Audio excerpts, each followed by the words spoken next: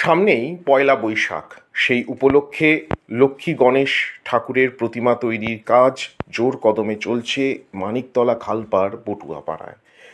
মানিকতলা খালপাড় পটুয়াপাড়া সহ বাংলার বিভিন্ন প্রান্তে যে সকল পটুয়াপাড়া বা কুমোরপাড়া রয়েছে, সেখানে কিন্তু একই পদ্ধতিতে চলছে পয়লা বৈশাখ উপলক্ষে লক্ষ্মী গণেশ ঠাকুরের প্রতিমা নির্মাণের কাজ। আমরা গিয়েছিলাম মানিকতলা তারকনাথ শিল্পালয় দেখে নিতে প্রস্তুতি কোন পর্যায়ে রয়েছে।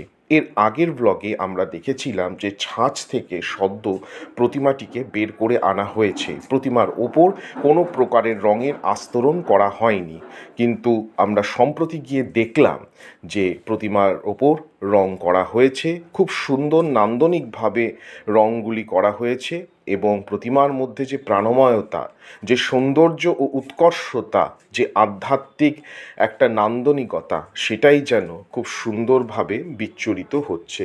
এখানে বিশেষভাবে লক্ষণীয় যে শিল্পী দুরকম রঙের গণেশ ঠাকুর তৈরি করে থাকেন এবং গণেশ ঠাকুরের সুরের মধ্যে খুব সুন্দরভাবে আলপনা ও কারুকার্য শিল্পী করেছেন।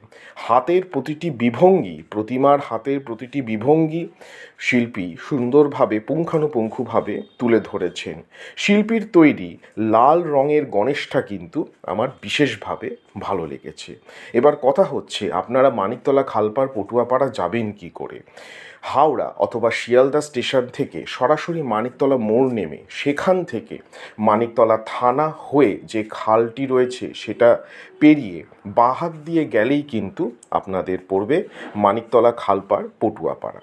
বা মানিকতলা থানার ওদিকটা গিয়েও আপনি যে কাউকে জিজ্ঞেস করতে পারেন স্থানীয়দের যে পটুয়াপাড়াটা কোথায়, তারাই আপনাকে সেই পটুয়াপাড়া দেখিয়ে দেবে।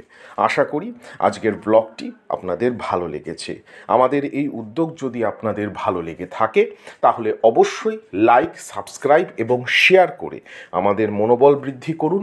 সমস্ত ধরনের লেটেস্ট আপডেট পাওয়ার জন্য বেল বাটনটি প্রেস করুন। নমস্কার, ধন্যবাদ।